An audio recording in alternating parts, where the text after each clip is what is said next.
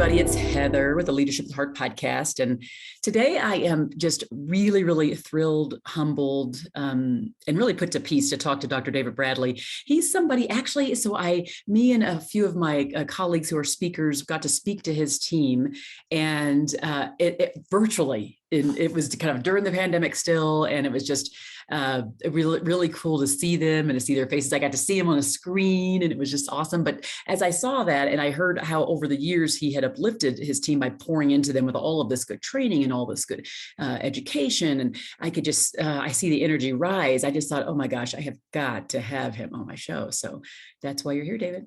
Great. Well, thank you for having me, Heather. I appreciate it. So let's just tell everybody where you're at right now in your leadership journey. I think as a lot of small business owners, a little background on us, we have my wife and I are partners in the dental practice, and we have 33 team members and things with us. So with our practice, I think our leadership style changes a lot. It depends on what position you're in and where you are at the moment. So a big portion of mine is the visionary of how we're pushing the practice forward and how we can do things.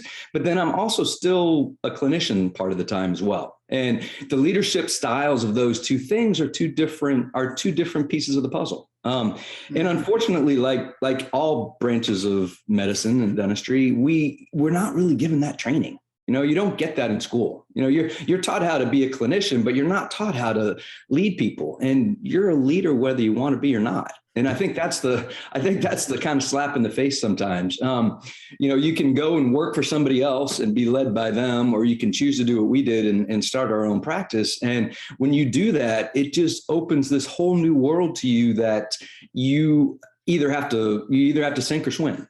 You either have to learn how to become a good leader, or you're just not going to make it, and you're not going to be able to become what you were designed to become. So I think mine changes. Clinically, sometimes it's more autocratic just because of what it is. Yes, exactly. This is a very clinical procedure, and it has to be done that way. We now have in place a great leadership team, and that helps a lot. That's a big piece of the puzzle, but that wasn't always the case. I mean, there's been people that have come and gone throughout the leadership team, and, us trying to figure out how to lead other leaders was a whole nother hat to wear too. So, so it does change. I want to dive into that in a little bit too, because I think that is something we don't talk about enough on the show, is just that kind of the ins and outs of that, or like some of the bigger challenges of that. So maybe we can come back to that. Right. Okay. So then I'm curious to know, where did your drive to lead come from? Like, did it start somewhere? Because you're obviously, I'd love to know that. Like, first, like, why did you decide to go into the dental practice field? And then this idea of build it, because you're going to have your own practice means you had to lead other people. Where did that drive come from? Yeah. I knew I wanted to do something in medicine. I'd like to tell you, like, when I was a little kid and my first tooth came in, I wanted to be a dentist. I'm just not one of those people. Dentistry was kind of one of those things that when I went to college, I thought I was going to be a pharmacist. It's really what I thought I was going to be. But pharmacy and pre-med and pre-dental and physical therapy, all of that's kind of the same for the first couple of years. So you're taking those classes. And I had a friend that said, did you ever think about dentistry? So I took the test, and actually I was fortunate. I was accepted early into dental school, and I was actually accepted to dental school before I was accepted to pharmacy school. So I go, I guess I'm going to be a dentist. But I did like the fact that I could be my own boss. Coming back around to your question, at the time, pharmacy, this was in the 80s, so at the time, pharmacy, there were very few independent pharmacies. They were all being acquired by the big chains and growing. And so there really weren't that many mom and pop pharmacies anymore. So if you were going to be your own boss in pharmacy, it was becoming one of those things that was much more difficult. Whereas dentistry was the opposite. It was easy to be your own boss in dentistry. And, there are days that I thought being my own boss was the best thing in the world. And now there are currently days that you wonder if that was a good choice or not. But I guess that was my drive. So dentistry was a part of medicine that fell into place for me, where I didn't have to worry about life and death as much. I wasn't going to get called in on the weekends as much. It had that flexibility for me that's why I went that direction. And you have multiple offices, you said, right? No, we actually just have one location. One. Okay. Yeah. And we've had some challenges here and there with I think probably like every person on your podcast, trying to find the right people and trying to find what needs to be done. And with what we do, we've looked at acquiring other practices. We've looked at starting some other satellite offices. And right now, finding good quality dentists is a stopping point for us, because I know I can't lead the whole organization and be the clinician at the same time and the widget maker. So until we can find the help that we need that way, we kind of reeled it back a little bit, and we're just in one location. Yeah. Oh, that's great. When you got a great team, a big team, actually, just working that practice with all those patients. So I really just think the world of you and your practice and your team, and just know that you're doing nothing but just filling people up. So I really appreciate that. What do you think they say? Like, so we see them in front of you. I saw them, with you, and when we were doing the training, but how would they describe your leadership style? What words would they use to describe you as a leader? Yeah. And it depends on who you're talking to. And I know that's because with where we are, we're kind of compartmentalized, for lack of a better term. We've got the clinicians in the back, we've got the front office people in the front. You've got hygiene, and you've got these little departments that happen in there. And, in the back, like I mentioned earlier, it's a little bit more autocratic. They're kind of looking for you to make sure that the clinical part of dentistry is being done right. Whereas the front is looking at us to kind of lead more of the service part of it. Now there's service embedded through the whole part, but, dentistry in general, like a lot of businesses, you try to figure out how to set yourself apart. What's your differentiating factor between every other dental office that people have a choice to go to. And we chose early on for it to be service. So we've been fortunate to work with some great consultants that have helped us in the past. That's, if I had to pick a mentor, I think some of the people that we've paid as consultants have been huge for that. They've kind of driven us into the right direction. But it has taught us that our differentiating factor is really the high level of service that we have. We've been in our area, given lots of awards, and some of those awards have been for high service, and there's some high service industries in our area. So for our community to recognize us that way, that's kind of a nice honor. So that leadership in teaching them the people skills that are needed, in teaching them the ways to answer the telephone or to greet someone or to do things has been the part that we've really, really spun as our differentiating factor in our business. And let's just tell the listeners, so you have kind of it's a programmatic way, it appears, that you're training these folks with the skills that they need to really show up. And so maybe just talk through a little bit of that what does that look like over the last couple of years? Because I think it's important to be thinking about as a leader, whether it's a supervisor, director, VP, owner, whatever it is, kind of the role you play in filling up the people to prepare them to be able to get better customer experiences. So I'd like to hear a little bit more about that. Well, we're firm believers that you kind of grow the person, more than you grow the position. And sometimes, as a tangent to that, sometimes that can reach up and bite you in the butt. Sometimes you train people to recognize their abilities and to realize that they're not necessarily fulfilling their abilities in the position that you have for them, and they move on to something better. And it's a wonderful thing to see them grow and to see them to move that way. But occasionally you lose really good people because you've done a great job teaching them that they are really good people. Exactly. I know that sounds almost selfish to say, but it's the truth. And that's really the exciting part. Now I've been playing with teeth now for 31 years, and there's the actual dentistry part isn't that exciting anymore. I know that sounds horrible, but it just isn't. So the fun part is the trainings that we get to do. You mentioned that you came in virtually, and that's how we met originally.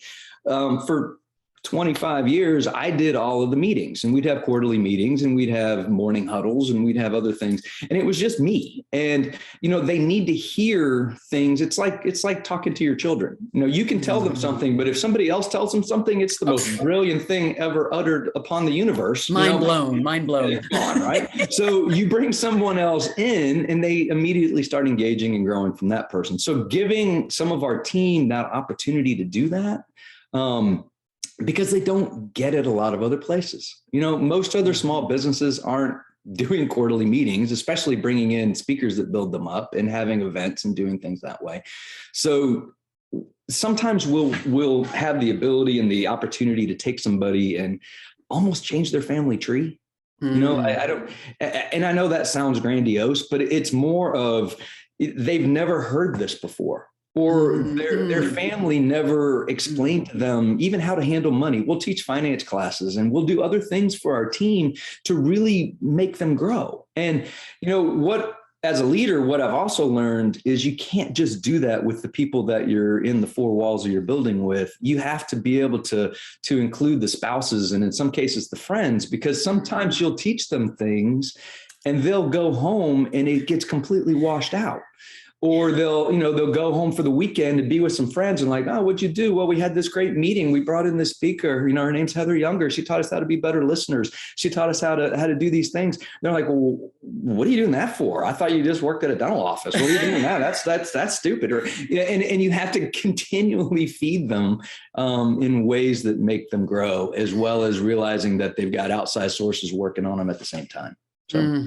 Man after my own heart. I mean, I'm telling you that whole grow part, it's a big part of caring leadership, which is kind of what I evangelize all the time is how to be a caring leader. And that one tenet, well, listening is a big part of it, but what you just talked about finding the greatness in people, unleashing the greatness, like helping them grow, giving them the training and all the skills they need to really lean into their best selves is where you shine. So that's that's for you as a leader. I think that's your differentiator. And that's pretty amazing. So, well, it's fun. I mean, we're in a small town. We're kind of in the middle of nowhere, Georgia. We're an hour away from Athens and an hour away from Augusta and almost an hour away from Atlanta. And when you're looking at that whole circle through there, it's a small town. It's a small area, and having a business with 30 team members, that if you can teach all 30 of those team members how to be good givers, how to engage in the community, how to do things, you start to have this impact and this ripple effect that goes through a whole lot more than if it were just Patty and myself, giving to this organization or volunteering here or serving in this capacity. If you've got that many more people doing it, the impact that we make in the area is really kind of what gets you up in the mornings. That change that you can see in people, that change that you can see in the community, that support that you get from the community when you need it. It's an amazing, it's an amazing feeling and more of an accomplishment than just, doing a filling on your central incisor. Love it. Love it. Love it. Love it. Love it. Okay. So now we're at the point of the podcast where I ask you that question, a question about that story where a time when you maybe were not the best leader in your mind. You were not either a caring leader. You just didn't rise to the occasion of what you would hope to be as a leader for yourself or for others. Can you share a story with us on that? Yeah, I can. I actually think I'm kind of going through that point right now. We have a good leadership team in place. We really do. They're fantastic. And we have a office manager. We have someone that does we call her the clinical team leader. And then we also have our marketing or PR person. And the four of us, with Patty included, being five, all of us together are the ones that make a lot of the decisions that drive everything forward. And for the time that we've had our practice, Patty and I have been the driving forces of all that stuff.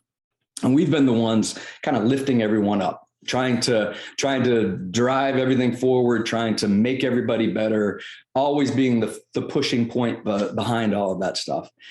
So we've always been the lifters. But then what I've learned, and it was one of the speakers that I believe you're friends with or work with as well, it was Clint Pulver. And Clint said, there are times to lead, and then there are times that you need to lean. So there are times that you are lifting others up, and then there's times you need others to lift you up. And we had, unfortunately, our son, Spencer, we're recording this in October now. And back in June, our son, Spencer, actually took his life.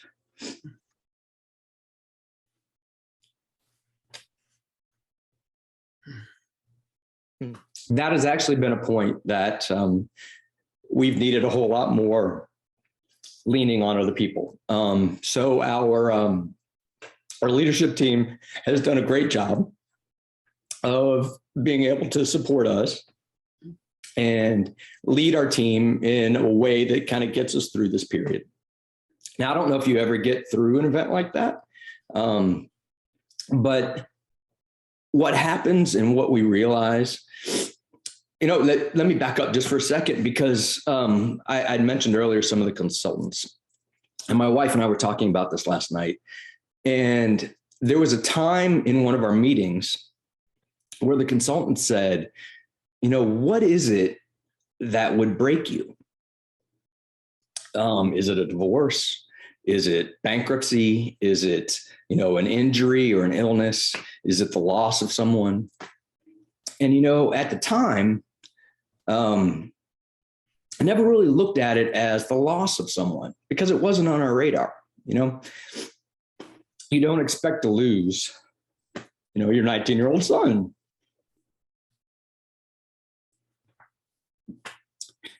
So your perspective starts to change a little bit when you go through that. So getting back to the leadership part, and I'm sorry for my emotions, it's a little tricky, but getting back to that, it's trying to find your purpose again and trying to reevaluate what it is that you do.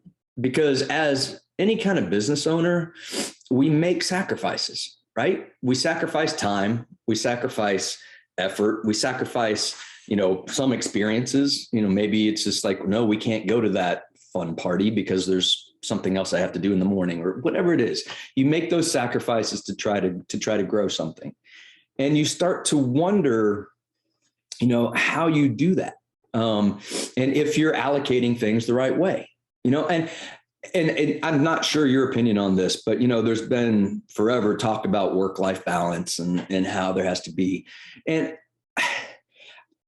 I think that's a falsity. I don't think we're supposed to be two different people.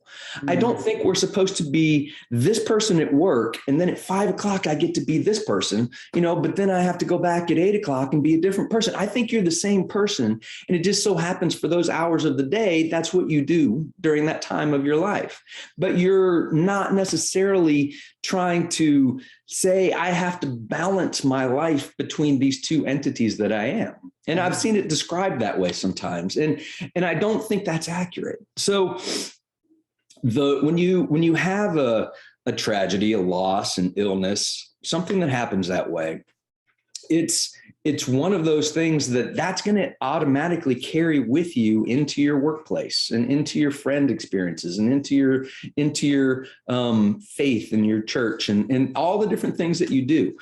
And I think being a genuine person through that whole point is the key to making it through, and realizing that others are there to help you do that. It's that what breaks you is going to be different for everybody. And you usually don't see it coming. So the 4-month period that we're just in the midst of right now, Patty and I have both pulled back a little bit just to try to get some more clarity, try to deal with things. But part of what we did was we started a foundation for Spencer. And it's the Spencer Bradley Foundation for Mental Health. And Spencer was a great kid, but he helped a lot of people too.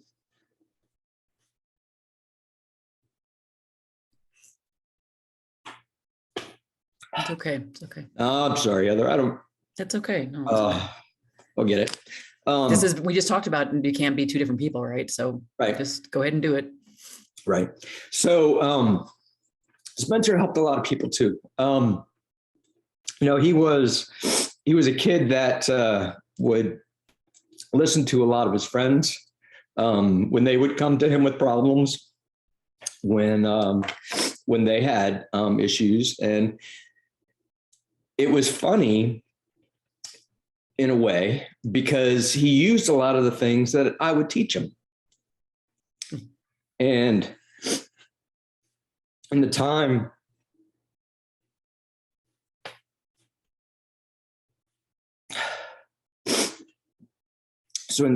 since we've lost him, there have been 4 different families that have come up in one way or another that have actually said that their child, or in some cases they themselves, were only still here because of what he taught them. And he actually, Wow. he actually talked them out of it. Yeah. He actually talked them out of committing suicide themselves. Which as a parent is hard to understand. But as a parent, it's also something to be incredibly proud about. Yep. So the foundation that we're doing, we have been incredibly blessed by the gifts and things that have been given. And we're starting some new programs. We're actually not starting the programs ourselves. We're able to fund programs that are going into the local schools that train people from teachers and coaches, and also in the community, the EMS and police and fire. So somebody that can see some emerging mental health issues happening in children and young adults, as well as being able to possibly be the first people on the scene when maybe somebody's having a crisis of some sort. And it trains them on how to deal with those situations. And it trains them on helping the people get the help that they need. So the foundation at first is going to be sponsoring those in Spencer's High School, as well as the county in general. And then we're also going to do a program at his college through his fraternity and in the system up there in Kennesaw State, which is where he is in Georgia, where he was in Georgia. And that has actually given us more of a purpose. Right. I'll try to bring it back around. And again, I apologize for my emotions, but as a parent, and it's hard to talk about sometimes, but yeah, no apologies about emotions on the Leadership with Heart podcast. Okay. So just knock it off. I think I just snorted when I laughed. But it's given us more of a purpose. So it helps us focus a little bit more to take what he was to us and all of his friends and anybody that he ever met, be able to make a change and continue that change and continue that ripple effect, even without him being here. So some of the leadership things that we had to learn to run our business, who knows why we learn and experience. I think every experience makes us who we are. Obviously, we grow from everything that we hear, do, touch, feel, experience. The business part of it is one type of leadership. And I guess in some way that's grooming us to maybe lead this foundation in a way that can make a bigger impact as well. So it's the same skills that are being used outside of the business to that. But it's a humbling thing to be able to recognize a need and then feel in some way you're being led to further that cause or fulfill a need that isn't being met, and using whatever skill set you've developed over the course of your life to try to do that. And continuing to learn, because it's a different type of organization. It's a different type of message that's out there. It's not fixing teeth. It's trying to cure another illness, trying to cure mental illness, trying to fix something that way. Which, if you backed my life up 4 months ago, wasn't even on my radar, right? So anything we can learn from others to try to continue to grow that is where we are at the moment. So, well, thank you for sharing that with us in such an emotional way. I don't, on my show, and no one who's listening sees this as a weakness. It's in my mind, it's a strength. It's humanity. This is what we do. This is what we do as humans. We have a whole plethora of just the entire span of emotions that comes out of us, and it's okay when you're right here doing this. So. Yeah, that's something that I've learned with the understanding that's happening with mental health right now too. It's like we have a huge range of emotions, and I think so many people think they have to be happy all the time. Happy is just one of those emotions. Yes. We wouldn't be given sorrow and anger and fear, and you wouldn't be given all of those emotions to experience if you were just meant to be happy all the time. So I think sometimes we're caught in in a period of life where the falsities of social media and what the personas are that sometimes people put forward that looks like they're happy all the time, I think that kind of skews us to think, oh, I guess, how come I'm not happy? I'm supposed to be that all the time. When in reality, it's like, well, that was the 80th picture they put up there. It's not, they took 80 selfies before they put that one on there. Yes. That felt like that they wanted the world to think that they were. And I think that's just skewed from when I was a kid. Thank God I didn't grow up with social media. There's a lot of things that shouldn't be out there. Yeah, you might want to edit that out of there. I think it's a fine conversation. We don't edit a whole bunch on the show. It's partly because on my show, for those who are listening and know this, that it's all about like the human of the spectrum, and it's not that's why I like people to tell that story, or tell a story where they feel like maybe in their mind they were slipping. And I hope you don't think that what happened in June was your fault or your issue, even though I know you're a leader of the home. I'm hoping that's not why you chose that story when I asked you a time when you were not the best leader, because the mental health portion is not something you can control. No, that story I chose, when you said, is there a time when you aren't leading as the best that you know that you're able to, and realizing that anybody that might be listening to this has something that's broken them in some way, some story on whatever level, greater than that, less than that, but it's still something that made them stumble and made them sit back and reprioritize some things and realize that, you know what, we don't have it all figured out. We don't, you think you do, and you realize that you don't. Yeah. So you can continue to learn, continue to grow, continue to try different ways, but we're all figuring it out as we go. Well, so now, Dr. Bradley, we're at a part of the podcast where we get to turn the tables. Yeah. And now you get to ask me any question you'd like, the space that I'm in on, leadership, loyalty, listening, things like that. Is there anything in particular that you'd like to ask me during this time? I would, because you get a chance to talk to so many different people in different industries. I guess my question would be, is there some kind of unifying issue that everybody seems to have? Is it human capital? Is it, time management? Is there something that seems to be rising to the top that everybody that you interview has in some way addressed? I think it's, I think it's the connection between burnout, new visioning, and retention. So it's like the three of those and how they connect to the end thing of like, well, we can't keep people, or people don't want to work, or we can't recruit people. And what people aren't understanding is over these last 3 years, every single one of us, you and I, and every single one in between, has had a new vision for ourselves. Things have drastically changed in our minds about what we prioritize. And I know even more so for you, but just generally for all of us going through what we just all have gone through with the trauma of COVID and all the racial injustice and just all the things that happen all at one time. Yeah. So I think that new vision, we aren't keeping up with it in the workplace because we aren't listening. We aren't proactively asking. We aren't holding the space and creating safe spaces to have the conversations, to meet the people where they are in their shoes, to say, what's the new you? What's the new desire? What do you want? And I think when we do that, we'll discover we can get to the bottom of some of this, a lot of this, not all of this, but a chunk of this, and we can help to kind of minimize some of the other pains that we're having. So I think like some of the burnout issues start to dissipate. And I say some, not all, because I don't think there is just like one thing you can do to do it. But I do think that if we start with holding space for people, if we start with asking uncomfortable questions that might get us to answers we don't want or didn't think we'd get, but we got them, and now we got to figure out what to do with them. We can really change the outcomes that we're looking for as it relates to how do we bring in good people? How do we keep the people there? How do we keep them productive? How do we get them enthused? Because we got to figure out what their new desire and vision is. So that's what I would say.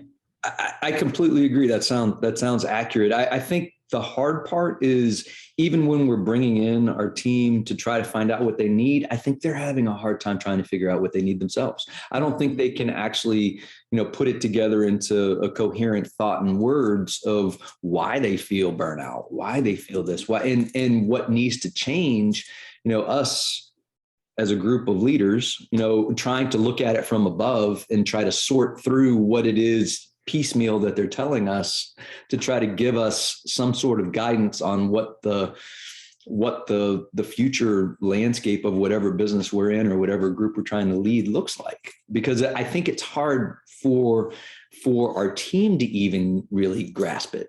I think some of them are like, well, I want more time. I think that seems to be a big piece of it. Mm-hmm. It used to be all money driven. I see that as a huge piece. What I see is the interesting dichotomy of they want the same amount of money, but they want more time at the same time, which as a business owner, that makes it really hard. Well, yes. I can't pay you the same if you're working less, I can't figure out how to make that work yet, but I think that's piece of it. And I think for what it's worth, I think a lot of people just want choice. I think they want to be involved in the decision-making process. I think they want a choice of what to do, to where you could say, do you want more money or do you want more time? Well, I want more time. Okay, well, this one comes off the table then. Okay, do you want a retirement plan or do you want health insurance? Oh, I want health insurance. Okay, well, this one comes off the table then. And you start letting people put together what they want. And that, I think, is a way to incorporate more buy-in, at least that I'm gathering. It seems like if people gone are we work from 9 to 5 and you get lunch from here to here and here's that, it's gone is that like delegated workplace. I think what's happening is it's more dynamic now than it ever has been. At least that's what I'm feeling. I do think you're right. Here's what I would say. This is exactly why at my firm, Employee Fanatix, we do the work on listening. It's helping organizations get to the truth, because often even the environments that feel or we think are the most safe still can't get to the truth. And so we literally come in and curate an opportunity to have people open up to tell us in the most honest way, because they have no ramifications when they tell us anything, because we don't tell anybody's names. We don't, right? And so we aggregate this truth into buckets and we action plan with them and get really down to tactics. And when we do that, we actually get like some solutions that they feel are the ones that will meet their needs. And that's what I love about that work. Like it's just so hard for me not to do that. Like I'm like, I want to delegate more of that, but being in the space to do it where people will say things and you're just like, okay. And then you're able to take it and say, okay, how many other people feel that way? And then, okay, now let's talk about what we can actually do. What can your employer and your organization actually do to change your experience, to fill that need, to do that thing? And when you start talking through it, it's like, they are pretty intelligent. So they start coming up with all these things, and you may not do all the things, but maybe 3 of the things are things that you can drive to, you can do within your that control. Like you were just saying, I can't do this and this. I can't pay you more. What is that? But if they give you ideas, it could be something where it just imparts like spaces throughout the day that you never even thought about you could provide them inside the space that they're working in. Right. So I love this whole idea of gathering the truth and really truly opening up that space for rawness to come through, because I think we need that so much. We're lacking in that in work because people are just too afraid. They really are afraid, period. No matter how much we are nice managers. Are they really telling me the whole truth? Like me as their manager, because there's a power dynamic that exists between the employee and the manager or the leader and the owner, whatever that is. Absolutely. And no matter how much we try to dissipate it, we try to get rid of it, there's always that thing there that we're the nicest boss they've ever had. And in that case, there's still the power dynamic, right? So yes. Yeah. It's hard to get to the truth.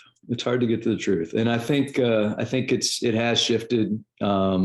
Probably we'll find out it shifted for the better, but I think we're all going through that transition period right now of being locked down, of having that extra time, of having, the collective thought process come together to where people wonder, am I in the right place? Is this the right thing? Am I growing the right way?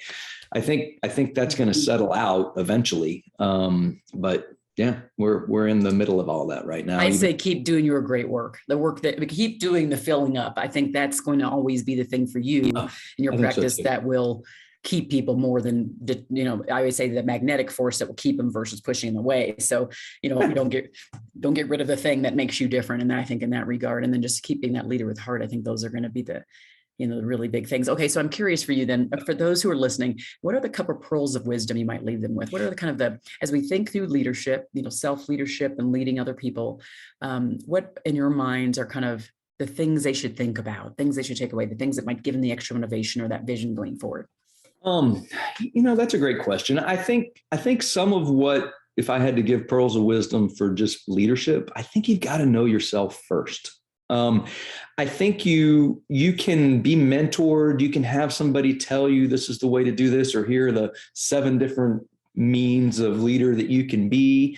But if you don't know yourself, you don't know which ones of those fit. And, it's hard to get to know yourself, but you've got to be honest with yourself. I mean, of course, there's tests to take. I mean, there's personality tests like DISC and Myers-Briggs, and then there's other tests like Colby that kind of tell you different things. But when you're looking at it, I think you have to be honest with yourself on who you are and how you operate before you can figure out a style that fits you. And sometimes another person is better at deciding that. But I have like some ADHD. The whole time I'm talking to you, I'm playing with something. I'm like fidgeting and I'm doing stuff, and it's like I can't not. Usually I'm pacing when I'm talking and doing stuff, and I can't pace on Zoom, so it doesn't work that way. But I read a book, actually a digital book, called Faster Than Normal. The guy's name is Peter Shankman. And he's got ADHD like times 100, but he was able to say stuff in that he was able to put into a cohesive thought on paper that I felt my whole life, and I couldn't figure out why. And, that was a big changing point in me to kind of understand myself a little bit more and give myself workarounds for the things that could be a distraction, but in reality, makes me stronger, makes me better, makes me who I am. His whole premise in that book, again, it's called Faster Than Normal, but his whole premise is our brains are working 2 or 3 steps ahead, and it could either be a hindrance or it could be your superpower. You just got to learn how to deal with it. And, that was something that helped me personally realize who I was. And then my style has to fit into that, because I can't go rat-tat-tat-tat at somebody. I as a caveat, I work with 32 other women. I'm the only guy, so it's like, I have to change my style sometimes, because even the 2 sexes don't hear things the same way. I don't mean that in a bad way. That's just a reality. I can be very blunt and say something which is going to just ruin somebody's day. Or I have to be more diplomatic about it and realize that it needs to be said a different way. Even though I may be saying the same thing, I have to pull myself back a little bit more and say it differently, for the situation that I'm in. I don't know if I answered your question or not. You did. I think, well, I think it's important. I think we've learned a lot of lessons. I'm going to be reflecting on them myself, and I'm sure those who are here too. Yeah. Again, thank you for being you. Thank you for, just being willing to be vulnerable, to coming on so soon, for saying yes here. I think a lot of people will learn from it. And I just appreciate you. Really appreciate you. Thank you for the opportunity. I appreciate you letting me share some stories, and I don't know. We're all, like I said, we're all trying to figure it out. Maybe some of what's said helps somebody else work through their problems. Hopefully those who are listening now have taken away a lot. And don't forget to share this far and wide. This is the good stuff here, the good stuff of leadership. And it's the ups and downs, the hills and valleys, and there's just no way around it. So let's just go ahead and lean into it. Thanks everybody for listening to Leadership with Heart podcast. Be well.